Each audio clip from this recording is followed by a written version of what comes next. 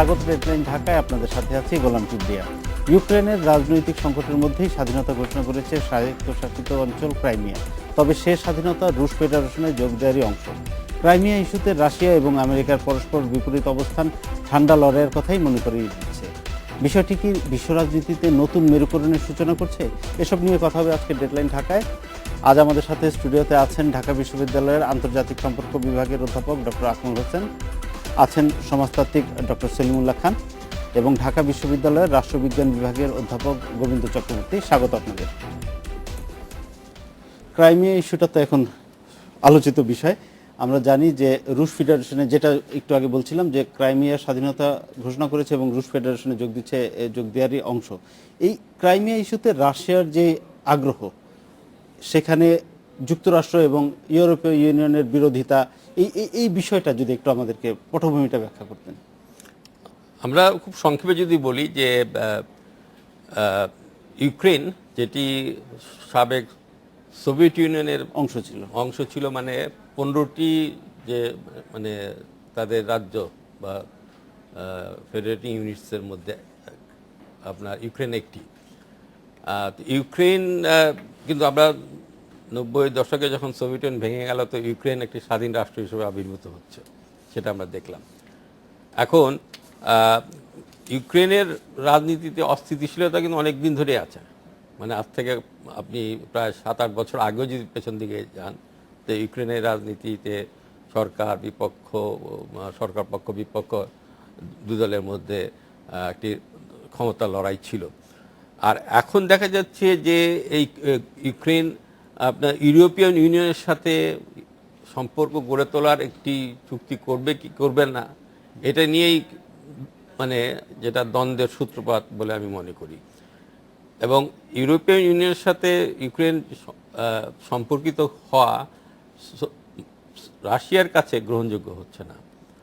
কেননা আপনি লক্ষ্য করবেন যে এই অঞ্চলে এবং ইউক্রেনের যে অংশটা আমরা ক্রিমিয়া, যেটি এই ভূখণ্ডটি, এটি ইউক্রেনেরই একদম দক্ষিণ পশ্চিম কোণায় অবস্থিত এবং যেটাকে কৃষ্ণ সাগর বলা হচ্ছে। কৃষ্ণ সাগর উপরে ইউক্রেনের অবস্থান এবং সেখানে আপনার পার্শ্ববর্তী যে সাবেক সোভিয়েত ইউনিয়নের সেই মানে প্রজাতন্ত্রগুলো, এদের অধিকাংশই নেটোর সদস্য হয়েছে। আচ্ছা। এবং রুশ ফেডারেশনের পক্ষে নেটোর প্রভাব বাড়ুক বা পশ্চিম ইউরোপের অর্থনৈতিক লেনদেন বাড়ুক, এটা রুশ ফেডারেশনের কাছে গ্রহণযোগ্য না হওয়ারই কথা। এবং আমরা 2008 সালে আপনার জর্জিয়াতে এই ধরনের একটি সংকট আমরা দেখতে পেয়েছিলাম, যেখানেও আপনার পাশ্চাত্য এবং রুশ ফেডারেশন দুটো বিপরীত অবস্থান নিয়েছিল। তো সুতরাং এবারও যেটা হচ্ছে যে ধরুন এই যে ক্রিমিয়া, যে আপনি একটি পেনিনসুলা, এটি হচ্ছে কৃষ্ণ সাগরের অবস্থিত, আমি এটা আগে বলেছি। এবং কৃষ্ণ সাগর হচ্ছে রুশদের জন্য একমাত্র যেটা ওয়ার্ম ওয়াটার পোর্ট হিসেবে আপনি বলতে পারেন, সেই পোর্টের অবস্থান। অর্থাৎ সেভাস্তোপল, যেখানে আপনার রুশ ফেডারেশনের নৌঘাঁটি আছে, সেটা হচ্ছে যে আপনার ওয়ার্ম ওয়াটার পোর্ট হিসেবে পরিচিত। অর্থাৎ এই কৃষ্ণ সাগর দিয়ে রুশদের বেরোতে হচ্ছে আপনার মেডিটেরিয়ানে, আপনার এই অংশ দিয়ে। আর রুশদের অন্যান্য পোর্টগুলো সারা বছর কিন্তু সচল থাকে না, যেহেতু ঠান্ডার সময় বরফ হয়ে যায়। তো এইখানে ঘটনাটা হচ্ছে যে রুশদের, আমি যেটা দেখছি যে রুশরা তাদের স্বার্থ বিঘ্নিত হোক এটা তারা দেখতে চায়নি। কেননা ইউক্রেনের যে নতুন যে প্রশাসন, তারা প্রচণ্ডভাবে রুশ বিরোধী এবং তারা চাচ্ছে যে ইউরোপিয়ান ইউনিয়নের সাথে এদের একটা সম্পর্ক গড়ে উঠুক, এবং যা হবে সেটা হবে যে রুশদের প্রভাব এই অঞ্চলের উপর কমিয়ে আনা, যেটা রুশদের পক্ষে গ্রহণ করা সম্ভব। মানে সরাসরি সেটা রুশদের তাদের ইন্টারেস্টের বিপক্ষে যাচ্ছে। শুরুর প্রশ্নতে আবার ফিরে আসি। ক্রিমিয়াতে যেই ঘটনাটা আমরা দেখলাম, ক্রাইমিয়াতে যেই ক্রাইসিস হলো, এবং এটার পিছনে রাশিয়া এবং এটাকে কেন্দ্র করে রাশিয়া এবং যুক্তরাষ্ট্র এবং ইউরোপিয়ান ইউনিয়ন যে মুখোমুখি অবস্থান, তাতে কি আবার সেই কোল্ড ওয়ার ফিরে আসার কোনো আশঙ্কা আছে কিনা, বা সেটা তো আমরা পত্রপত্রিকায় দেখছি, সেই স্পেকুলেশন হচ্ছে। আবার স্নায়ুযুদ্ধের পর্ব শুরু হচ্ছে। গত 25 বছর ধরে রাশিয়ার সাথে মার্কিন যুক্তরাষ্ট্র অথবা পশ্চিম ইউরোপের সম্পর্কের মধ্যে একটা টানাপোড়েন আমরা লক্ষ্য করেছি। এখন সেটা একটা শেপ নিচ্ছে। কিন্তু এখানে গুরুত্বপূর্ণ প্রশ্ন যেগুলো আমাদের আলোচনা করা উচিত, যে ক্রিমিয়াটা কখন ইউক্রেনের অংশ হলো? ক্রিমিয়া তো রাশিয়ার অংশ হয়েছে অষ্টাদশ শতাব্দীর সময় থেকেই। 1773, মানে আমাদের এখানে পলাশির যুদ্ধের 15 বছর পরে, যেমন এখানে ওয়ারেন হেস্টিংস যখন বাংলাদেশে গভর্নর জেনারেল হচ্ছেন, সেই সময় ক্যাথারিন দ্য সেকেন্ড, যাকে বলে দ্বিতীয় ক্যাথারিনের সময়, রাশিয়া এটাকে তার জয় করে এবং 1784-তে অষ্টাদশ শতাব্দীর শেষে এটা তারা অ্যানেক্স করে নেয়। তাই এটা রাশিয়ার অংশই ছিল। এবং আমরা যে বিখ্যাত 19বিংশ শতাব্দীর বিখ্যাত ক্রিমিয়ার যুদ্ধ, এই যে সেভাস্তোপোল শহর, মনে রাখতে হবে রাশিয়াতে মস্কো এবং লেনিনগ্রাদের পরে সবচেয়ে জনপ্রিয় শহর ছিল সেভাস্তোপোল। এটা খেয়াল রাখতে হবে, এটা রাশিয়ার অংশ। তাহলে ইউক্রেনকে এটা দেওয়া হলো কখন? সেটা ক্রুশ্চেভের আমলে 1953 সালে। সে কাহিনী হচ্ছে, রুশ বিপ্লবের সময় প্রশ্ন হচ্ছিল এই যে বিভিন্ন স্বায়ত্তশাসিত প্রদেশ যেগুলি রাশিয়ানরা কলোনি করেছিল, সেগুলিকে স্বায়ত্তশাসন দেওয়া হবে। প্রথমে একদল দাবি তুলেছিলেন 1921 সনে লেনিনের আমলে, যে এটাকে একটা প্রভিন্স ঘোষণা করা হোক রাশিয়ার। কিন্তু লেনিন এবং কালিনিন 1921 সনের মে মাসে যে সিদ্ধান্ত দিয়েছিলেন, সেটা অক্টোবরে বাস্তবায়িত হয়, যে এটা হবে স্বায়ত্তশাসিত সোভিয়েত সোশ্যালিস্ট রিপাবলিক ক্রিমিয়া। তারপরে দ্বিতীয় মহাযুদ্ধের সময় একটা ঘটনা ঘটে, জার্মানরা এটা দখল করে। আপনি কাহিনীর সংক্ষেপে বলছি। দখল করার পর সেখানে ক্রিমিয়ার যে পুরনো তাতাররা ছিল, যারা মুসলিম, তারা অনেকেই জার্মানদের সাথে সহযোগিতা করেছিল। সেই অভিযোগে এটা স্বায়ত্তশাসন কেড়ে নেওয়া হয়, এটাকে প্রদেশে রূপান্তরিত করা হয়। 1921-এ যেটাকে প্রদেশ করা হয়নি, 1946-এর পর সেটাকে প্রদেশ করা হয়। হচ্ছে সংক্ষিপ্ত কাহিনী। এবং সেই প্রদেশকেই পরে ইউক্রেনের সাথে যুক্ত করে দেন নিকিতা ক্রুশ্চেভ, স্টালিনের মৃত্যুর পরে 1954 সালে সেটা হয়। আমি এই জন্য বলছি, ক্রিমিয়া এখন যে ক্রিমিয়া, আজকাল আমেরিকানরা ক্রাইমিয়া বলে, আপনিও ক্রাইমিয়া বলছেন দেখলাম, এটা আমরা সবসময় ক্রিমিয়াই বলে, কারণ রুশ উচ্চারণ সেইটাই। তা আমরা ক্রিমিয়াই বলবো, ইংরেজদের মতো বলবো না। এখানে এটা একটা প্রতীকী ব্যাপার। পশ্চিম ইউরোপ সেখানে নাক গলাচ্ছে কেন, আগে সেটা জিজ্ঞেস করতে হবে। এটা তো 200 বছর ধরে রাশিয়া যদি এটা কলোনি করে থাকে, সেটা করেছে অষ্টাদশ শতাব্দীতে। তারপরে সেখানে জনসংখ্যার বিপুল রূপান্তর হয়েছে। রাশিয়া এটাকে অ্যানেক্স করার পর তখন জনসংখ্যা ছিল 10 লক্ষের মতো। তার মধ্যে 3 লক্ষ তুরস্ক এবং অন্যান্য জায়গায় মাইগ্রেট করে। এটা খেয়াল রাখতে হবে। জনসংখ্যার গঠন বদলাতে বদলাতে রাশিয়া যখন বিপ্লব হয়, তখন সেখানে তাতারা মাইনরিটি হয়ে গেছে। সেখানে রাশিয়ান, এই বেলারুশিয়ান, ইউক্রেনিয়ান এবং জুইশ সেটেলমেন্ট হয়। জনসংখ্যা দেখা যায় নন স্লাব এবং স্লাব। স্লাব মানে রাশিয়ান, ইউক্রেনিয়ান। এখন প্রবলেম কিন্তু দুইটা। আদি ক্রিমিয়ানরা নেই এখন, তারা সংখ্যায় 12 জন 15 জন হয়ে গেছে, জনসংখ্যা হয়ে গেছে। হ্যাঁ, যাই এখন এই যে ভোটাভুটি হলো 93 জন বা 96 জন যারা রাশিয়াতে থাকতে চাচ্ছে, তারা স্লাভিক পপুলেশন। এখন বিরোধটা হচ্ছে রাশিয়ার সাথে ইউক্রেনের, তারা উভয়ই কিন্তু রুশ গোত্রভুক্ত। গ্রেট রাশিয়ান, বেলারুশিয়ান এবং ইউক্রেনিয়ান, তারা সকলেই স্লাভিক পিপল। ক্রাইমিয়া, সেখানের অধিকাংশ অধিবাসী কিন্তু রুশ ভাষাভাষী। এখন আমি বলছি, আপনি কাহিনীটা খেয়াল করেন, অষ্টাদশ শতাব্দীতে সেখানে রুশের ছিল না, তারা ছিল আপনার 10,000 রাশিয়ান ছিল। সেটা ধীরে ধীরে ধীরে ধীরে বেড়েছে। এটা হলো রুসিফিকেশন পলিসি। বর্তমানে সেখানে বিরোধটা হচ্ছে, ক্রিমিয়াটা কি ইউক্রেনের সাথে থাকবে না রাশিয়ার সাথে থাকবে? 1953 সালের আগে থেকে রাশিয়ার সাথেই ছিল। সুতরাং এটা রাশিয়াতে যাওয়ার মধ্যে আমরা ঐতিহাসিক একটা উদাহরণ পাই। এখন সবচেয়ে বড় কথা হচ্ছে, ওখানে যে স্লাভিক পপুলেশন, মানে নন মুসলিম পপুলেশন যারা আছেন, জুইশ আছেন, রুশ আছেন, তারা ধর্মের দিক থেকে এক, মানে তারা হলো রুশ অর্থোডক্স চার্চের লোক, যদি ইউক্রেনিয়ানরাও। এটা খেয়াল রাখতে হবে, ইউক্রেন এবং রাশিয়া একটা সভ্যতার অংশ। ইউক্রেনের বড় শহর হচ্ছে কিয়েভ। কিয়েভ হচ্ছে রাশিয়ার সবচেয়ে বড় ধর্মীয় শহর। এটা খেয়াল রাখতে হবে। তো এই দিক থেকে আমি বলবো, এটা হচ্ছে তাদের ঘরোয়া বিরোধ। এইখানে আমেরিকার নাক গলানো বা ওয়েস্টার্ন ইউরোপের নাক গলানোটা হচ্ছে, আমি বলি, অনধিকার চর্চা। এবং এই অনধিকার চর্চা তারা করছে তাদের ভূমণ্ডলীয় স্বার্থে। আমেরিকার যে অধিকারগুলো প্রয়োগ করে, এটা শুধু এই ক্ষেত্রেই না, আমরা অনেক ক্ষেত্রেই দেখেছি, সবকিছু করে। আমেরিকানরা যে কোনো জায়গায় যখন আগ্রাসন চালায়, তখন রাশিয়ানরা প্রতিরোধ করবে বা প্রতিবাদ করে, এটা আমরা আগে আশা করতাম ঠান্ডা যুদ্ধের সময়। কিন্তু গত 1991 থেকে আমেরিকার রাশিয়ানরা কোথাও কোথাও একমত হয়ে কাজ করেছে। সেই জন্য আপনার কাছে মনে হচ্ছে এটা ঠান্ডা যুদ্ধের নবপর্যায় কিনা। কারণ দুটো কথা মনে রাখতে হবে, রাশিয়ার যেটার নাম ছিল একসময় ইউনিয়ন অফ সোভিয়েত সোশ্যালিস্ট রিপাবলিকস, তার পতন বা ভেঙে যাওয়াটা হচ্ছে 20 শতাব্দীর শেষের দিকে সবচেয়ে বড় ঘটনা। মিখাইল গর্বাচভ, যার সভাপতিত্বে এই ঘটনা ঘটেছে, তিনি বলছেন যে এটা বরিস ইয়েলসিনের ষড়যন্ত্র, যে তারা রুশ ফেডারেশনের মাধ্যমে এদেরকে আলাদা করে দিচ্ছে। কিন্তু মিখাইল গর্বাচভ নিজে রাজি হয়েছিলেন জর্জিয়াকে স্বাধীন করে দিতে বা বাল্টিক অঞ্চলের 3টা রাষ্ট্রকে স্বাধীন করে দিতে তিনি রাজি হয়েছিলেন। কিন্তু ইউক্রেন চলে যাওয়াটা তাদের জন্য একটা বিরাট লস ছিল। যা হোক, এখন ক্রিমিয়ার জনগণকে আপনার সে অধিকার দিতে হবে ঐতিহাসিকভাবে তারা কোথায় যেতে চায়। সেখানে মার্কিন দেশেরও হস্তক্ষেপ করা চলবে না, রাশিয়ানও হস্তক্ষেপ করা চলবে না। তারা যদি স্বাধীন হতে চায় এটা তাদের অপশন, তারা যদি রাশিয়ার সাথে যোগ দিতে চায় আপনি তাদের প্রতিরোধ করার কে? মানে বাইরে থেকে কেউ কারো হস্তক্ষেপ আমি বলছি যে আমাদের দেশের পত্রপত্রিকার আলোচনা দেখে মনে হচ্ছে, আমার বিশেষ করে প্রথম আলো পত্রিকার আলোচনা দেখে মনে হচ্ছে তারা যেন মার্কিন পররাষ্ট্র দপ্তরের মুখপাত্র হিসেবে কথা বলছে যে অর্থাৎ রাশিয়া কি করবে আমরা যেমন আলী রিয়াদ সাহেবের একটা প্রবন্ধ পাঠ করলাম, তাতে পরিষ্কার বোঝা যাচ্ছে গতকাল যে যেন তিনি মার্কিন পররাষ্ট্র দপ্তরের মুখপাত্র হিসেবে বলছেন এখন রাশিয়ার বিরুদ্ধে আমরা কি কি স্ট্র্যাটেজি নিতে পারি, কিন্তু বাংলাদেশ কেন মার্কিন দৃষ্টিভঙ্গি থেকে গোটা জিনিসটাকে দেখবে? বাংলাদেশ তার নিজস্ব দৃষ্টিভঙ্গি থেকে দেখতে পারে না? সেই কথাতে আমাদের আসা উচিত। ডেফিনেটলি। এর আগে আমরা দেখেছি ইরান ও সিরিয়ার ব্যাপারে রুশদের কূটনৈতিক বিজয় হয়েছে, মানে তাদের মূলত তাদের কারণেই যুক্তরাষ্ট্র সামরিক পদক্ষেপ থেকে সরে এসেছে অনেকটা। এখন এতে কি প্রমাণ হচ্ছে যে যুক্তরাষ্ট্রের একক কর্তৃত্বের দিন শেষ হয়েছে কিনা, মানে ওইটা কি একটা ইঙ্গিত করে কিনা? আপনার কাছে আমি আসবো বিরতির পর, নিচে একটা বিরতি, সাথেই থাকুন।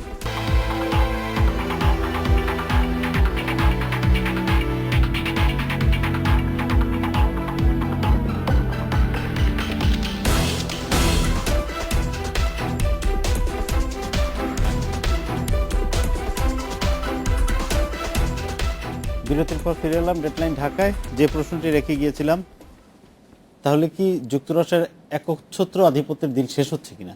হ্যাঁ, এটা আপনার এই প্রশ্ন খুবই গুরুত্বপূর্ণ প্রশ্ন এই কারণে যে আন্তর্জাতিক সম্পর্কে আমরা যে প্যারাডাইমটিকে খুব ডমিনেন্ট হিসেবে ভেবে দেখি এবং যেটার আলোকে বিশেষ করে আপনার আমেরিকান স্কুল আন্তর্জাতিক সম্পর্ককে বিশ্বে আপনার একটা হেজিমনি হিসেবে ছড়ানোর চেষ্টা করে, সেদিক থেকে যদি আমরা ব্যাখ্যা করি সেক্ষেত্রে যেটা মনে হয় যে কোল্ড ওয়ারের পরে, বিশেষ করে আপনার 90-এর পরে after the dismantlement of Soviet Union, আমরা লক্ষ্য করেছি যে দু ধরনের একটা বিতর্ক চালু ছিল। একদিকে এক গ্রুপ বলছিলেন যে সম্ভবত বিশ্ব একটা ইউনিপোলারিজমের দিকে এগিয়ে যাচ্ছে, বিশ্ব এক মেরুভিত্তিক হয়ে যাচ্ছে। অন্যদিকে আরেকটি বড় বিতর্ক ছিল যে সম্ভবত এটা এক মেরুকেন্দ্রিক বিশ্ব হবে না, এটা বহু মেরুকেন্দ্রিক বিশ্ব হবে। তো আমার কাছে যেটি মনে হয় যে ওই ডিবেটে না গিয়ে যদি আমরা 90-এর পর থেকে শুরু করে এখন পর্যন্ত আমরা মার্কিন যুক্তরাষ্ট্রের আপনার হার্ড, সফট এবং স্মার্ট এই তিন দিক থেকে যদি তার পাওয়ারকে বিবেচনা করি, তাহলে আপনার বিশেষ করে সেপ্টেম্বর 11-এর পরে তাদের ইরাক এবং আফগানিস্তান আক্রমণ, সেই আক্রমণের যে আপনার পরিণতি, সেই পরিণতির দিক থেকে কিন্তু লক্ষ্য করলে বোঝা যায় যে সেই মার্কিন ঈগল সম্ভবত আর সেভাবে উঠছে না। এটি একটি বড় পয়েন্ট আমার কাছে মনে হয়। আর দ্বিতীয় বিষয়টি হলো যে আপনার কোল্ড ওয়ারের পরে মার্কিন যুক্তরাষ্ট্র আপনার সিকিউরিটি এবং স্ট্র্যাটেজিক ইস্যুতেও কিন্তু একটা বড় রকমের পলিসি চেঞ্জ তারা এনেছে। যেমন আপনার কোল্ড ওয়ারের সময় ওদের ওয়ার স্ট্র্যাটেজিতে স্পেসিফিক্যালি ছিল যে তারা একই সঙ্গে 2+, যেটাকে তারা বলে 2+ থিওরি, তারা একসঙ্গে দুটো যুদ্ধ চালাতে পারবে, ফুল প্লেজেড ওয়ার, পাশাপাশি আরেকটি তারা কোনোভাবে ঠেকিয়ে রাখতে পারবে। কোল্ড ওয়ারের পরে তারা সেখান থেকে নেমে গিয়ে 1+-এ চলে আসলো। তার মানে তারা পুরোপুরি একটা ফুল প্লেজেড ওয়ার করতে পারবে, পাশাপাশি মোটামুটি আরেকটা যুদ্ধে তারা আপনার থাকতে পারবে। কিন্তু 2007-এর পরে আপনার যে রিসেশন তাদের শুরু হলো এবং তাদের যে ট্রিলিয়ন ডলার যে তাদের ঋণ, সব কিছু মিলিয়ে অর্থনৈতিকভাবে মার্কিন যুক্তরাষ্ট্রের বর্তমান যে অবস্থা রয়েছে, পাশাপাশি এশিয়ায় যে দুটো শক্তির অভ্যুদয়, অন্যদিকে আপনার পুতিনের 2 দফায় ক্ষমতায় গিয়ে তার যে অ্যাসার্টিভ ফরেন পলিসি, সব মিলিয়ে একথা অনেকটা বলা যায় যে হ্যাঁ, আপনার মার্কিন যুক্তরাষ্ট্রের পূর্বের যেটাকে আমরা বলছি হেজিমনি, গ্লোবাল হেজিমন হিসেবে তারা যেভাবে নিজেদেরকে জাহির করেছে দীর্ঘদিন ধরে, সেখানে কিছুটা হয়তো আপনার কি বলবো আমি সেটাকে সহজ বাংলায় বলতে গেলে কিছুটা ক্ষয় হয়তো সাধিত হয়েছে। এবং এটার একটা বড় প্রমাণ হচ্ছে যে আপনার রাশিয়ার দীর্ঘদিনের যে অ্যাসার্টিভ পলিসি, যেটা স্যার বললেন যে আপনার sphere of influence, former Soviet রিপাবলিকগুলোতে আপনার রাশিয়া যেভাবে আপনার কিছু কিছু ক্ষেত্রে নৈতিক, কিছু কিছু ক্ষেত্রে হয়তো অনৈতিক হস্তক্ষেপ তারা করছে, কিন্তু এই হস্তক্ষেপগুলোই এটা প্রমাণ করে। এবং পাশাপাশি মিডল ইস্ট সহ অন্যান্য জায়গায়, বিশেষ করে যেটির উদাহরণ আপনি বললেন, ইরানের নিউক্লিয়ার নোহাউ পাঠিয়ে দেওয়া, সিরিয়াতে আপনার সরাসরি কথা বলা, ইভেন আপনার রিসেন্ট ক্রিমিয়া ইস্যুতেও যেভাবে আপনার পুতিন কথা বলছেন, তাতে করে আমার মনে হচ্ছে যে রাশিয়া যে পর্যায়ে তাদের একটা অ্যাসার্টিভ ফরেন পলিসি তৈরি করছেন, যে ফরেন পলিসিতে মূলত বলা যেতে পারে এক লাইনে Putin is the Russian foreign policy, সেই জায়গা থেকে যদি দেখি, নিঃসন্দেহে রাশিয়া হয়তো আবার নতুন করে আপনার প্রাক্তন সোভিয়েতের যে আপনার এক ধরনের বিষয় ছিল সেটাকে তারা আবার রিগেইন করবার চেষ্টা করছে। সেদিক থেকে নিঃসন্দেহে বলা যায় যে মার্কিন যুক্তরাষ্ট্র কিছুটা হলো ডিক্লাইন করছে। সলিমুল্লাহ খানের কাছে আবার আগের প্রসঙ্গে ফিরে আসি যে এই যে কূটনৈতিক এবং সামরিক সংলাপে রাশিয়াকে একঘরে করার একটা চেষ্টা চালাচ্ছে পশ্চিমা বিশ্ব। সেখানে তারা বিশ্বব্যাংক, IMF এবং WTOর মতো আন্তর্জাতিক প্রতিষ্ঠানগুলো থেকে রাশিয়াকে সরিয়ে দেওয়ারও একটা কথা ভাবতে পারে, এরকম বিশ্লেষণ এসেছে। তো এই পরিস্থিতি মোকাবেলা করা কি রাশিয়ার পক্ষে এই চাপ নেওয়া সম্ভব, মানে এখন বর্তমান পরিস্থিতি? এটার সাথে অনেকগুলো ম্যাকারে কল্পনা জড়িত আছে। রাশিয়ার পক্ষে এটা কিভাবে সম্ভব সেটা একটা প্রশ্ন। আর হচ্ছে যারা চাপ দিচ্ছেন, মানে তাদের এই চাপের বৈধতার প্রশ্নটা আসে। যেমন জাতিসংঘে নিরাপত্তা পরিষদে রাশিয়ারও একটা সদস্য, সেই জন্য তারা প্রথমেই রাশিয়াকে যেই গণভোটটা হচ্ছিল ক্রিমিয়াতে, সেটা প্রতিরোধ করার জন্য তারা চেষ্টা করেছিলেন। রাশিয়া ভিটো দেওয়ায় এবং চীন নিরপেক্ষ থাকায় ধরেন সেটা তারা বাস্তবায়িত করতে পারেনি। সুতরাং আন্তর্জাতিক ক্ষেত্রে যেটা হয়, জাতিসংঘের নিরাপত্তা পরিষদের সবচেয়ে ক্ষমতাসীন দেশগুলির সংগঠন, তাদের দিক থেকে এটা বাস্তবায়ন করা যাচ্ছে না। এখন তারা কাজের দ্বিতীয় সর্বোচ্চ পরিস্থিতিতে যাবে অর্থনৈতিক ব্লকেট করার জন্য। তো সেইটার ক্ষেত্রে সবসময় মনে রাখতে হবে প্রত্যেকটা কাজে একটা বিপরীত প্রতিক্রিয়া থাকে। রাশিয়ারও সেই সমস্ত কিছু কিছু ওয়েপন আছে, যেটাকে আমরা শুরুতেই বলছিলাম ঠান্ডা যুদ্ধ আবার ফিরে আসছে কিনা। যুদ্ধ ঠান্ডা থেকে গরম হয়ে উঠতে পারে, কিন্তু কারো পক্ষে এখন গরম যুদ্ধ হজম করা সম্ভব নয়। যেটা প্রফেসর আকমল বলছিলেন শুরু আগের একটু আমাদের মাঝখানের বিরতিতে, আমি সেটা রেফারেন্স দিয়ে বলি যে 1991 সনে প্রাক্তন সোভিয়েত ইউনিয়ন ভেঙে যাওয়ার পর যে তার যে নিউক্লিয়ার অস্ত্র, সেটার উত্তরাধিকারী হয়েছে কিন্তু রাশিয়ান ফেডারেশন আইনগতভাবে, অর্থাৎ প্রাক্তন সোভিয়েত ইউনিয়নের বৈধ আইনগত উত্তরাধিকারী রুশ ফেডারেশন, এবং সেটা জাতিসংঘ মেনে নিয়েছে। এবং কাজে ভেটো আছে তার, ইউক্রেনের ভেটো নেই অথবা বেলারুশের ভেটো নেই, কিন্তু সেই জন্য তাদের ওয়ারহেডগুলো তাদের ফেরত দিতে হয়েছে, এগুলো রাশিয়ার অধীনে চলে গিয়েছে। এই কথাটা মনে রাখলেই আমরা বুঝতে পারি যে রাশিয়া হচ্ছে প্রাক্তন সোভিয়েত ইউনিয়নের উত্তরাধিকারী। সেটা আপনি পছন্দ করুন আর না করুন, সেই যুদ্ধ অব্যাহত আছে। এখন আমি বলি ক্রিমিয়ার পলিসিতে আমার যেটুকু মনে হয়, আমি খুব অল্প জানি, তবে আমার মনে হচ্ছে আগ্রাসনটা চালাচ্ছে পশ্চিম ইউরোপ এবং মার্কিন যুক্তরাষ্ট্র, রাশিয়া নয়। রাশিয়ার পজিশনটা হচ্ছে এখানে ডিফেন্সিভ। একই প্রসঙ্গে জানতে চাইবো আকমল হোসেনের কাছে, হুমকি দিয়ে রাশিয়াকে কতটা চাপে রাখতে পারবে পশ্চিমা বিশ্ব? এটা তো ব্যাপার হলো যে হুমকি দিয়ে চাপে রাখা, এই কথাটা তো খুব আপেক্ষিক না। আপেক্ষিক এই অর্থে আমি বলছি যে আমাদের একটা ছোট রাষ্ট্রকে হুমকি দিয়ে অর্থনৈতিকভাবে চাপে রাখা যেতে পারে, বা সামরিক আগ্রাসনের একটা সম্ভাবনা তৈরি করা যেতে পারে। বা রুশ ফেডারেশনের মতো একটি দেশ যার হাতে কিন্তু পারমাণবিক অস্ত্র এখনো রয়ে গেছে, এবং দেশটি তার যে মর্যাদা, সেটা সোভিয়েত যুগের মর্যাদা না থাকলেও তার সেই মর্যাদা কিন্তু এখনো রয়ে গেছে। তার মানে আন্তর্জাতিক সম্পর্কে আপনি রুশ ফেডারেশনকে একদম সম্পূর্ণভাবে একঘরে করে, আমার মনে হয় সেটা মানে তার বিরোধী যারা, তাদের পক্ষে আন্তর্জাতিক সম্পর্ককে পরিচালনা করা সম্ভব হবে না। কেননা রুশ ফেডারেশনের যে মানে আন্তর্জাতিক যে সংযোগগুলো, বিশেষ করে যেটা যেমন আপনি যদি ধরেন যে জাতিসংঘকে পরিচালনার ক্ষেত্রে আপনি নিরাপত্তা পরিষদের যে ভূমিকা, সেই ভূমিকাকে আমরা লক্ষ্য করলে দেখব যে রুশ ফেডারেশনকে সেখান থেকে আপনি, যেহেতু সে স্থায়ী সদস্য, তো স্থায়ী সদস্য তার একটি ভূমিকা আপনাকে লক্ষ্য করতেই হয়। এই যে সিরিয়ার সাথে যে একটা ডিল হলো শেষ পর্যন্ত, যে সিরিয়ার যে আপনার রাসায়নিক অস্ত্রগুলোকে ধ্বংস করার ব্যাপারে, সেখানে কিন্তু আপনার রুশ ফেডারেশন এবং আমেরিকায় মুখ্য ভূমিকা পালন করেছে। ফলে রাশিয়াকে আপনার ওই হুমকি দিয়ে পিছিয়ে দেওয়া যাবে সেটা আমার বোঝা সম্ভব না।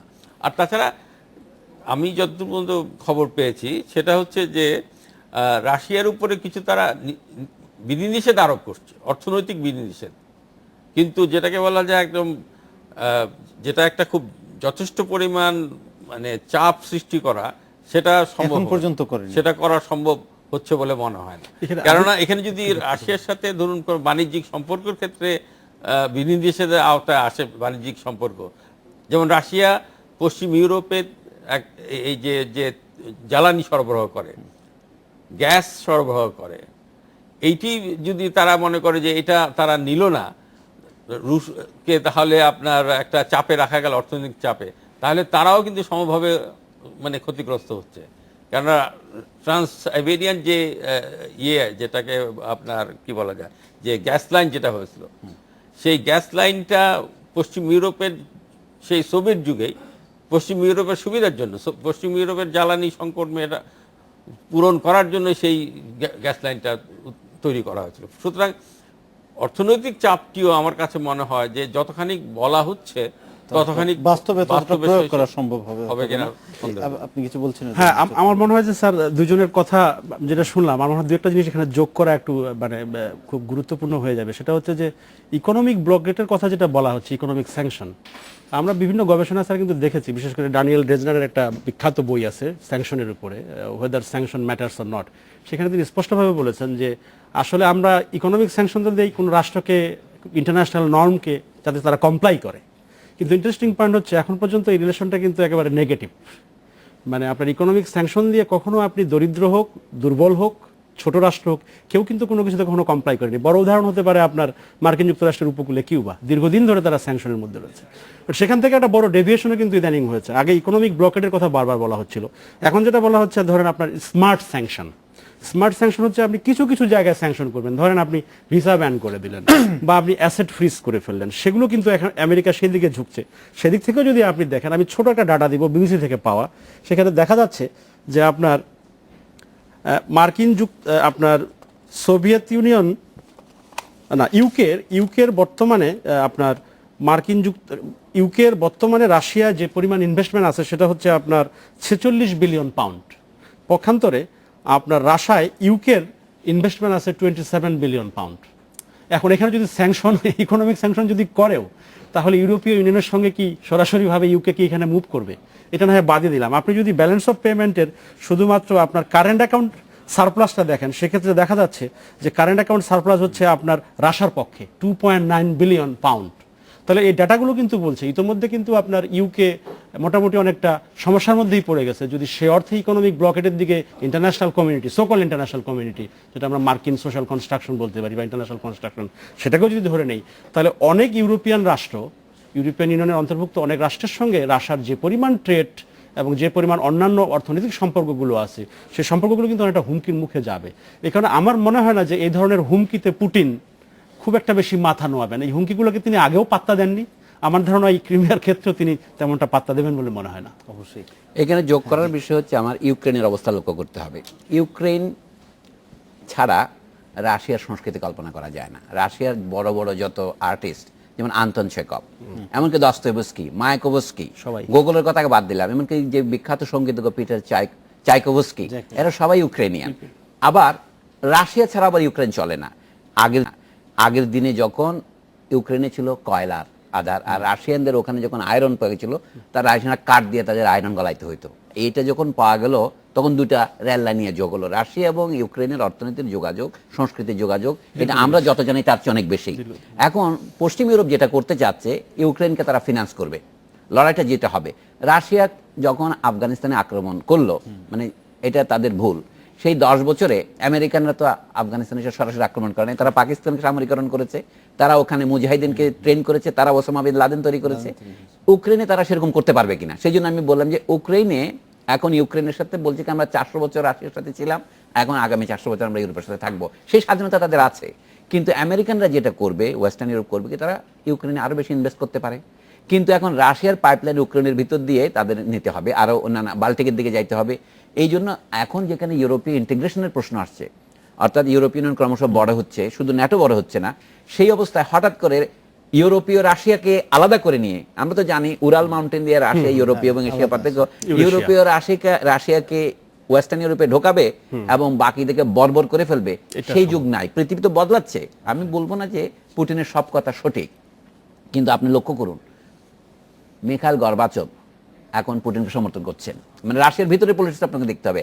এখন যেটা আশঙ্কা দেখছে হচ্ছে বড় রুশিদের জাতীয় গর্ববোধ বেড়ে যাচ্ছে কিনা, এটা একটা এক্সপানশনিজম, সেটাকে আমরা সমর্থন করব না। কিন্তু আপনি লক্ষ্য করুন চীন কেন নীরব, এই কথাটা বলতে হবে। অর্থাৎ বিশ্ব শক্তি যখন চীন এবং রাশিয়া দুটো গ্রেট পাওয়ার অন্তত জাতিসংঘের মাপে, আর ওইদিকে আছে আমেরিকা, ফ্রান্স এবং ব্রিটেন, তাহলে পৃথিবীর এই যে বিভক্তি, এই অবস্থায় সামরিক কায়দায় কোনো সমাধান হবে না, অর্থনৈতিক কায়দার সমাধান কঠিন। তাহলে শেষ পর্যন্ত একটা আপোষে আসতে হবে। আপোষ মানে যার যার স্ফিয়ার অফ ইনফ্লুয়েন্সের কথা মেনে চলতে হবে। হ্যাঁ, আমরা এই বিষয়ে আরো আলোচনা করবো একটা বিরতির পর। একটা বিরতির পালার সাথেই থাকুন।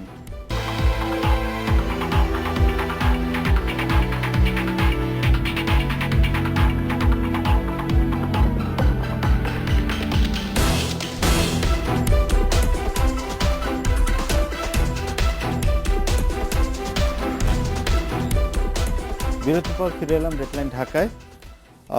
আমরা জানি যে রাশিয়ার সঙ্গে বাংলাদেশের পারমাণবিক চুক্তি, সহযোগিতা চুক্তি সহ আরও অনেক রকম চুক্তি আছে। পাশাপাশি যুক্তরাষ্ট্রের সঙ্গেও আমাদের রয়েছে বহুমাত্রিক সম্পর্ক এবং অনেকাংশে আমরা নির্ভরশীল। এখন এই ক্রাইমিয়া ইস্যুতে যদি রুশ এবং যুক্তরাষ্ট্র মুখোমুখি অবস্থানে যায়, সেখানে বাংলাদেশে যদি এমন কোনো একটা পরিস্থিতির উদ্ভব হয় যে যে কোনো এক জায়গায় আমাদের একটা অবস্থান নিতে হবে, কি অবস্থান হতে পারে আমাদের? একটা ছোট রাষ্ট্র, ক্ষমতাহীন আমরা। আপনি কি আমাকে জিজ্ঞেস হ্যাঁ, করছেন? আপনাকে জিজ্ঞেস করছি। আমি যে আমরা দেশ হিসেবে অনেক কম শক্তিশালী, মানুষ হিসেবে বেশি হলেও, কিন্তু আমি বলবো মহাজ্ঞানী মহাজন যে পথে করে গমন হয়েছেন চির প্রাতঃস্মরণীয়। চীন তো আমাদের জন্য মহাজন। চীন কোন পথ অবলম্বন করছে? ধরুন, চীন এখানে তার নিজের স্বার্থ অনুসারে এবং আমি বলবো ন্যায় অনুসারে যদি কোনো পদক্ষেপ নেয়, সেটা আমরা অনুসরণ করতে পারি। শুধু নিজের স্বার্থ নয়, আমাদের ন্যায়ের পথটা নেওয়া উচিত। আগে একটা কথা ছিল জোট নিরপেক্ষ আন্দোলন, সেটা এখন কথা মাত্র পর্যবেসিত হয়েছে। আমাদের সাধারণত আমাদের মতো গরিব দেশের নীতি হওয়া উচিত যে এই সমস্ত বৃহৎ শক্তির যে সংঘর্ষ, সেখান থেকে যথাসম্ভব নিজেদের দূরে রাখা। যদি এখানে ন্যায়ের প্রশ্ন হয়, আচ্ছা তখন জাতিসংঘের নিরাপত্তা পরিষদে আমেরিকা, ফ্রান্স এবং ব্রিটেন, এই তিনটা বৃহৎ শক্তি, স্থায়ী শক্তি, তারা এক পক্ষে, চীন এবং রাশিয়া আমি ধরে নেব আরেক পক্ষে, যেহেতু তারা অন্তত ওই পক্ষে নয়। তাহলে বাকি যে অন্য 10টা সদস্য বলছে তারা সকলে আমেরিকার পক্ষে ভোট দিয়েছে কেন? এটা একটা বাস্তবতা। কাজে বাংলাদেশও যদি সেরকম পথে যে আমি বিস্মিত হব না, কিন্তু আমি বলবো সেটা আমাদের জন্য বিজ্ঞতার পরিচয় দেওয়া হবে না। আমাদের উচিত হবে এইখানে এক্ষেত্রে সযত্নে এই সংঘর্ষ থেকে দূরে থাকা। এই জন্য দূরে থাকা যে আমরা যে জাতিসমূহের আত্মনিয়ন্ত্রণের অধিকার, এটাই হওয়া উচিত আমাদের মূলনীতি। আপনি বলেন রাজনীতিতে মূলনীতি অনুসারে রাজনীতি করে না, এটা সংবিধান। আমরা যে অধিকারের বলে 1971 সনে স্বাধীনতা ঘোষণা করেছিলাম, সেটা কি জাতীয় আত্মনিয়ন্ত্রণের অধিকার। 1970-এর 7ই ডিসেম্বর থেকে 1971-এর 17ই জানুয়ারি পর্যন্ত একটা নির্বাচন হয়েছিল। সেখানে 169 আসনের মধ্যে আওয়ামী লীগ 167তে জিতেছিল। পাকিস্তান জাতীয় পরিষদের অধিবেশন ডেকেছিল 3রা মার্চ, এবং সেটা তারা স্থগিত করেছিল। এবং তারপরে তারা আলোচনা চলার অবস্থায় বিশ্বাসঘাতকের মতো করে 25শে মার্চ রাত্রে যুদ্ধ ঘোষণা করেছিল আমাদের বিরুদ্ধে। সেই জন্য আমরা স্বাধীনতা ঘোষণা করেছি। এটা আমাদের স্বাধীনতার ঘোষণাপত্র, মুজিবনগর সরকারের ঘোষণাপত্রে আছে। তো সেই নীতির মধ্যে আমাদের মূলনীতিটা ছিল কি? জাতীয় আত্মনিয়ন্ত্রণের অধিকার, আন্তর্জাতিক আইনে স্বীকৃত অধিকার। তো সেই অধিকার ধরুন যদি ইউক্রেন প্রয়োগ করে, আপনি বাধা দিতে পারবেন না। ইউক্রেন আগের সোভিয়েত ইউনিয়নের 15টি অঙ্গরাজ্যের একটি ছিল, এবং তারা তাদের ফ্ল্যাগ দিত, তারা জাতিসংঘ সদস্য পদ পেয়েছিল, তারা আলাদা হতে পেরেছে। মনে রাখতে হবে দ্বিতীয় মহাযুদ্ধের আগে ক্রিমিয়ারও এই অধিকার ছিল। 1921 থেকে 1945 পর্যন্ত ক্রিমিয়াও ছিল একটি স্বায়ত্তশাসিত অঙ্গরাজ্য রাশিয়ার। সেটা 1950-এর পরে, যুদ্ধের পরে ইউক্রেনের অন্তর্ভুক্ত হয়েছে। সেই জন্য আমি মনে করি ন্যায়ের দিক থেকে যদি বলি, ক্রিমিয়ারও আত্মনিয়ন্ত্রণের অধিকার আছে। এখন ক্রিমিয়ানরা যদি গণভোটের মাধ্যমে বা অন্য কোনো আন্তর্জাতিকভাবে স্বীকৃত পদ্ধতিতে তাদের মতামত প্রকাশ করে তারা স্বাধীন থাকবে, তাদের স্বাধীন থাকার অধিকার দিতে হবে আন্তর্জাতিক আইন অনুসারে। অথবা তারা যদি মনে করে আমরা ইউক্রেনের সাথে পুনর্যুক্ত হব, সেই অধিকার তাদের দিতে হবে। অথবা তারা যদি বলে আমরা রুশ ফেডারেশনের সাথে যুক্ত হবো, তাদের দিতে হবে। আমি এখানে একটা কথা শুধু যোগ করবো যে ক্রিমিয়াকে বলা হয় ভূগোলের দিক থেকে উপদ্বীপ। দ্বীপ আর উপদ্বীপের পার্থক্য কি? ইংরেজিতে দ্বীপকে বলে যার চারদিকে পানি, যেটা ইনসুলা, আর যেটা তিন দিকে পানি এটা বলে পেনিনসুলা, মানে উপদ্বীপ। জাতিসত্তার ক্ষেত্রেও তাই, যার সমস্ত কিছু পূর্ণ হয়েছে রাষ্ট্রসহ তাকে জাতি বলে, কিন্তু যার তিনটা পূরণ হয়েছে, ধরুন একটা পূরণ হয়নি, তাকে আমরা জাতিসত্তা বলি, উপদ্বীপের মতো। ক্রিমিয়া একটা জাতিসত্তা এই পর্যন্ত। সে যদি নিজের রাষ্ট্র দায়ন করতে পারতো, সে তো চতুর্দশ শতাব্দীতে স্বাধীন রাষ্ট্র ছিল। এটা ক্রিমিয়ার তাতারদের খান সাম্রাজ্য বলতে গেলে, খানেট মানে খানদারি রাজ্য ছিল। সেই খান রাজ্যকে ক্যাথারিনরা দখল করার পরে এটা একটা অঙ্গরাজ্যে পরিণত হয়েছে। কিন্তু আজকে 21 শতাব্দীর রাজনীতিতে তারা যদি তাদের জাতিসত্তার অধিকার কায়েম করতে চায়, তাহলে তাদের বাধা দেওয়ার কেউ নাই। মার্কিন যুক্তরাষ্ট্র যদি বলে কিনা সেখানে স্বাধীন মত নির্ণয়ে তারা সহায়তা করবে, তাহলে তারা ন্যায়ের পরিচয় দেবে। কিন্তু সেখানে স্বাধীন মত কিভাবে নির্যাতন হতে পারে? দুভাবে হতে পারে। নির্বাচনটা রাশিয়ার অধীনে হয়েছে, মিলিশিয়া টিলিশিয়া আছে দেখা যাচ্ছে। আর যদি এটা হতে আন্তর্জাতিকভাবে স্বীকৃত একটা গণভোট হতো, ধরেন জাতিসংঘের অধীনে, তাহলে হয়তো সকলেই মেনে নিত।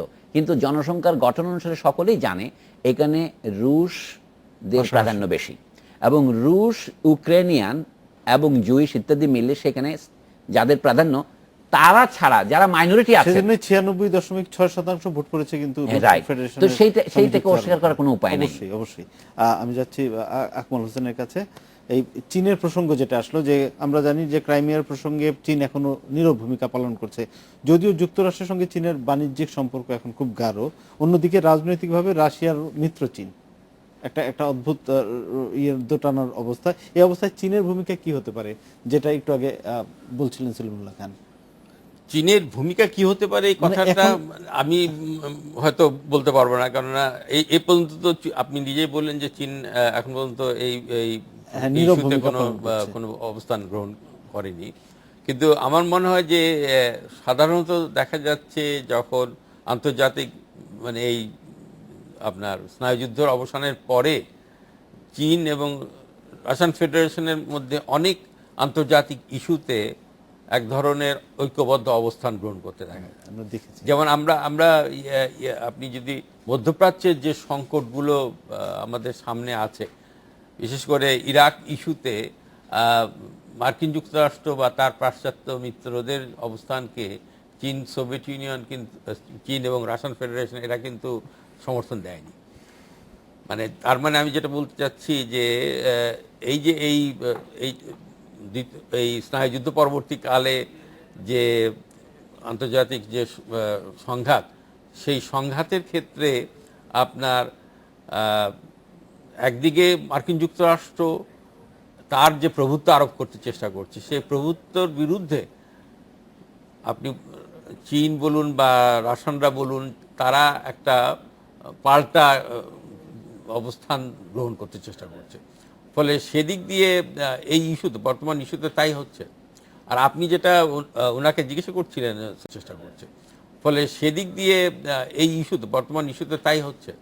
আর আপনি যেটা ওনাকে জিজ্ঞাসা করছিলেন সলিমুল্লাহ খান সাহেবকে যে বাংলাদেশে কি করা উচিত, উনি একটি ভালো উত্তর দিয়েছেন যে জাতিসত্তা মানে আন্দোলনকে সমর্থন করার জন্য আমাদের এটা করা উচিত। আপনি দেখবেন যে আমাদের সংবিধানের 25 ধারায় স্পষ্টভাবে বলা কতগুলো মূলনীতি দেওয়া হচ্ছে, বাংলাদেশের পররাষ্ট্র নীতি কি মূলনীতি দ্বারা পরিচালিত হবে। সেই মূলনীতি তো আছে যে আত্মনিয়ন্ত্রণ অধিকারকে সমর্থন করবে। আর তাছাড়াও আমি বলবো যে বাস্তবতার দিক থেকেও এই সব ইস্যুতে বাংলাদেশকে কোনো আপনার অবস্থান নিতে হয় তা কিন্তু নয়। তার মানে আমরা এই যে সার্বিয়ার, ইউরোপের যে সার্বিয়া দেশটি, তার একটি অংশ কসোভো, যারা স্বাধীনতা ঘোষণা করেছে, যেটা রুশ সমর্থনে, রুশ সেই সমর্থন দিয়েছে সেই স্বাধীনতাকে। এই বিষয়ে বাংলাদেশ তো কোনো, আবার মার্কিন যুক্তরাষ্ট্র চায় না যে সার্বিয়ার এই অংশটা স্বাধীন হয়ে যাবে, কিন্তু এই ব্যাপারে তো বাংলাদেশ কোনো অবস্থান নেয়নি। ফলে আমাদের প্রতিটা আন্তর্জাতিক ইস্যুতেই কোনো অবস্থান নিতে হবে এমন কোনো কথা নেই। আমাদের অবস্থান নিতে হয় বা নেওয়া উচিত যে যেটা আমাদের স্বার্থের অনুকূল, বা আমাদের যদি আপনি নৈতিকতার দৃষ্টি থেকে বলেন যে হ্যাঁ আমরা এই নৈতিক অবস্থান নেব, তাহলে সেই নৈতিক অবস্থানটাও স্পষ্ট করা উচিত যে আপনি কোন পক্ষে থাকবেন, মানে আপনার যে পক্ষে থাকবেন সেই পক্ষ তারা নৈতিকভাবে শুদ্ধ কিনা। তো বাংলাদেশের মতো রাষ্ট্রের পক্ষে আসলে পররাষ্ট্রনীতি ওইভাবে অনুসরণ করা সম্ভব না, কারণ আমাদের দেশে যারা ক্ষমতাসীন আছেন তাদের ওই ধরনের মতাদর্শিক কোনো অবস্থান আমাদের নেই, যে কারণে তারা কোনো ধরনের, এবং বৈশ্বিক রাজনীতিতে আমাদের সেই ইনফ্লুয়েন্সও নেই যে আমাদের সেটা তো যে আমি যাচ্ছি। হ্যাঁ, একই ইস্যুতে আমার কাছে যেটা মনে হয় যে চীনের ক্ষেত্রে চীন চুপচাপ আছে, কারণ চীনের যে পররাষ্ট্রনীতির ক্ষেত্রে আমরা প্রায়শ লক্ষ্য করেছি যে চীন কখনোই কোনো অঞ্চলের কোনো দেশের আভ্যন্তরীণ রাজনীতিতে সেভাবে হস্তক্ষেপ করার চেষ্টা করে না। এদের একটা নীতিগত বিষয় চীনের পররাষ্ট্রনীতিতে রয়েছে। চীন যেটা করে তাদের বাণিজ্য নিয়ে তারা খুব বেশি পরিমাণে তাদের ফরেন পলিসিতে মাথা ঘামানোর চেষ্টা করে। একটা প্রশ্ন ছিল আপনার কাছে, এই যে ইন্ডিয়া, ভারত রাশিয়াকে সমর্থন দিল এই ক্রাইমিয়ার ইস্যুতে, এটা কিভাবে? এটা তো দীর্ঘদিন তারা তো একই অ্যালায়েন্সের অংশ, এবং আমার কাছে মনে হয় যে চীন এখানে মৌন থাকলে, ভারতের সঙ্গে যুক্তরাষ্ট্রের সম্পর্কটাও তো ইদানিং দেখছিলাম, ইদানিং এই সম্পর্কটি কিছুটা খারাপ হয়েছে ওই দেবযানীকে কেন্দ্র করে, এবং বিশেষ করে আপনার অতি সম্প্রতি, এবং তার আগে এখানে কিছু মিসআন্ডারস্ট্যান্ডিং তৈরি হচ্ছে। প্রথমত তৈরি হচ্ছে যে বিষয়টি আমার কাছে মনে হয় যে চীন, মার্কিন যুক্তরাষ্ট্র এখানে যেটা করছে ইন্ডিয়ার ক্ষেত্রে, যেটাকে আমরা একদম কি বলে আইআরের একেবারে ল্যাঙ্গুয়েজে যেটাকে বলে অফশোর ব্যালেন্সিং, যে আমার যখন জাতীয় স্বার্থ অন্য কোনো কন্টিনেন্টে কোনো একটি দেশের সঙ্গে সংঘাতপূর্ণময় হয়ে উঠবে, সেখানে আমাকে খুঁজতে হবে আমার অন্য কোনো অ্যালাই আছে কিনা যার সঙ্গে আমার জাতীয় স্বার্থ মেলে। সেক্ষেত্রে ভারত বিশ্বের বৃহত্তম গণতান্ত্রিক দেশ, মার্কিন যুক্তরাষ্ট্র গণতান্ত্রিক দেশ, তাদের নিজেদের মধ্যে এক ধরনের স্বার্থগত যোগ সাজস আছে গণতান্ত্রিক মূল্যবোধের দিক থেকে। আমি জানি না কে কতখানি গণতন্ত্র চর্চা করছেন, সেটি ভিন্ন ডিবেটের বিষয়। বাট এই সম্পর্কের জায়গা থেকে মার্কিন যুক্তরাষ্ট্র ইন্ডিয়াকে ব্যবহার করতে চাচ্ছে চায়নাকে নতুনভাবে কন্টেইন করবার জন্য, কারণ চায়না ধরা যাচ্ছে 1 এবং 2 দশকের মধ্যে হয়তো আপনার সুপার পাওয়ার হয়ে যাবে এবং মার্কিন যুক্তরাষ্ট্রকে ধরে ফেলবে সেই দিক থেকে, হার্ড পাওয়ার, সফট পাওয়ার সব দিক থেকে তারা ধরে ফেলবে। সেই জায়গা থেকে এদিকে আবার অভ্যন্তরীণ আমরা যদি সাবসিস্টেমের মধ্যে দেখি, চায়নার সঙ্গে ইন্ডিয়ার বিভিন্ন ইস্যুতে বিরোধ থাকলেও মার্কিন যুক্তরাষ্ট্রকে ঠেকানোর ক্ষেত্রে তাদের কিন্তু এক ধরনের আন্ডারস্ট্যান্ডিং বিভিন্ন পলিসি লেভেলে আছে। তো সেই জায়গাতে যদি আমরা দেখি, সেখানে একটা মোটামুটি আপনার অনেকটা যদিও সুপারফিশিয়াল, বাট মনে হয় যে ইন্টারনালি এক ধরনের কোয়ালিশন তাদের মধ্যে রয়েছে মার্কিন যুক্তরাষ্ট্রকে এই অঞ্চলে স্ট্র্যাটেজিক্যালি ঠেকানোর জন্য। সেই জায়গায় আপনার চায়না, ইন্ডিয়া তারা একত্রিত। যদিও ক্রিমিয়া ইস্যুতে চায়না এখন পর্যন্ত কিছু বলেনি, চুপচাপ আছে, কিন্তু আমার ধারণা যে এই চুপচাপ বা এই মৌনতা অনেকটাই রাশার এই আপনার অ্যাসার্টিভ ফরেন পলিসির প্রতি এক ধরনের মৌন সমর্থন। আমি একটু যোগ করি কিবরিয়া, আমি বলছি শেষ পর্যায়ে চলে আচ্ছা, মানে জাতিসংঘ নিরাপত্তা পরিষদে যেদিন ভোটাভুটি হলো, বিশেষ করে ক্রিমিয়ায় মানে গণভোটের আগের দিন 15 তারিখ মনে হয়, সেখানে চীনের প্রতিনিধিদের বক্তৃতা দিয়েছেন। তারা যে নীরব আছেন কথাটা পুরোপুরি ঠিক নয়, তাদের একটা পলিসি আছে। তারা বলছে যে আমরা চাই না এটা কোনো রকমের সামরিক সংঘর্ষে পরিণত হোক, আমরা এটা নেগোসিয়েশনের ক্ষেত্রে একটা ভূমিকা পালন করতে চাই। এটা গুরুত্বপূর্ণ, কিন্তু এর মানে ভোটের দিক থেকে আমরা যেটা ভোটের ভাষায় বলি অ্যাবস্টেনশন, তারা ভোট কোনো পক্ষে দেননি। কিন্তু এখানে আমি বলি চীনের আরেকটা জাতীয় নীতির প্রশ্ন জড়িত আছে। চীন নিজেও এই যে উইগুর মুসলমানদের একটা বিচ্ছিন্নতাবাদী আন্দোলন বা স্বাধীনতা আন্দোলনের মুখোমুখি হচ্ছেন, এই জাতিসত্তাটা যেটা উইগুর মুসলমান, সেটা কিন্তু ক্রিমিয়ার আদি যে তাতার মুসলমানরা ছিল তাদের সাথে মিল আছে। এখানে রাশিয়ার সাথে চীনের একটা এখানে সমস্যাগত ঐক্য আছে। কিন্তু আমরা একদম শেষ পর্যায়ে চলে এসেছি, আমরা অনুষ্ঠানটা শেষ করছি। আচ্ছা, এই ছিল আজকে ডেডলাইন ঢাকায়। দেখা হবে আগামী শুক্রবার এই সময়। ভালো থাকুন, সুস্থ থাকুন, শুভরাত্রি।